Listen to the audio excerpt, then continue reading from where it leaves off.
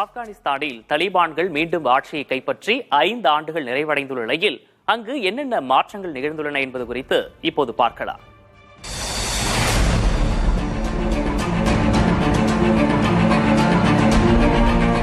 ஆப்கானிஸ்தானிலிருந்து 2021ஆம் ஆண்டு ஆகஸ்ட் மாதம் அமெரிக்க படைகள் வெளியேறிய பிறகு தலிபான்கள் நாட்டை முழுமையாக கட்டுப்பாட்டிற்குள் கொண்டு வந்தனர்.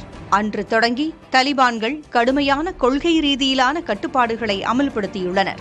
இதனால் 24 லட்சம் சிறுமிகள் மேல்நிலை கல்வி படிப்பதற்கு தடை விதிக்கப்பட்டுள்ளதாக கல்வி மற்றும் கலாச்சாரத்திற்கான ஐநா முகமை வருத்தம் தெரிவித்துள்ளது.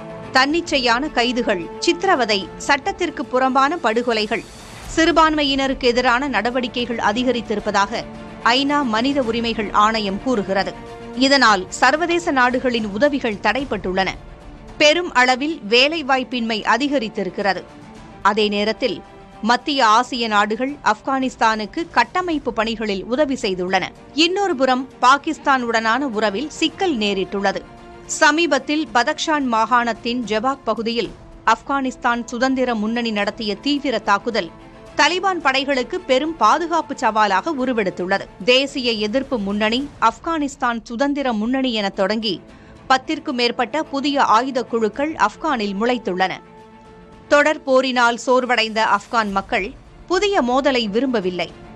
நாடு முழுவதும் தங்கள் கட்டுப்பாட்டில் இருப்பதாகவும் சமூக வலைதளங்களில் மட்டுமே எதிர்ப்பு குழுக்கள் இயங்கி வருவதாகவும் தலிபான் செய்தி தொடர்பாளர் ஜபிஹுல்லா முஜாஹித் ஆங்கில இணையதளம் ஒன்றிடம் தெரிவித்துள்ளார். எனினும் எதிர்ப்புகள் மேலாதிக்கம் பெற்றுவிடக்கூடாது என்பதில் தலிபான் அரசு கூடுதல் கவனம் செலுத்தி வருகிறது.